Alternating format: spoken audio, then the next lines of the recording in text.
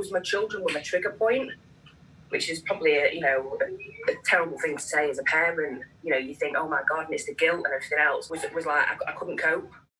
Half, 3 6 is half, 4 8 is half.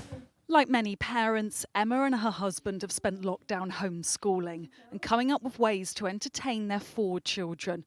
But she's also been trying to cope with depression and anxiety. I had a bit of I'd say breakdown, if I'm honest. I need to kill myself, is basically what I was thinking. And then I thought, right, well, you know, I can't leave my children. So what do we do to my children? What happens with my children if I'm not here? She spent a week in residential care in February, and she has now been given a social worker who is helping her deal with the pressures of parenting. I just needed out. I needed out, and I didn't know what to do.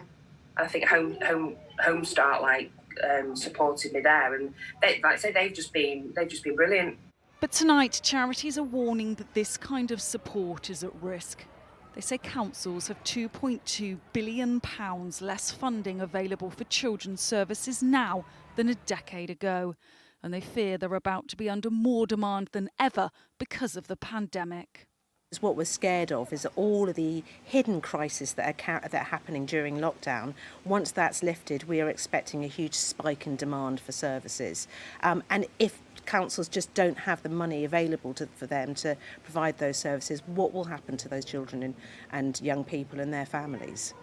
And with leisure centres and car parks closed, councils are losing even more revenue during the lockdown, meaning they will have difficult decisions to make. The real challenge, I think, that keeps us all awake at night is how do we make sure, despite all of the funding cuts that we've had, despite all of the challenges around the coronavirus crisis, how do we make sure that any child who needs help gets help? My biggest fear is that we end up in a situation where there just aren't the services to support families in their time of need. The digging, what they're building here. The government have told us they're giving councils an unprecedented package of financial support to help during the pandemic. But families like Emma's fear it simply won't be enough. Amy Lewis, ITV News.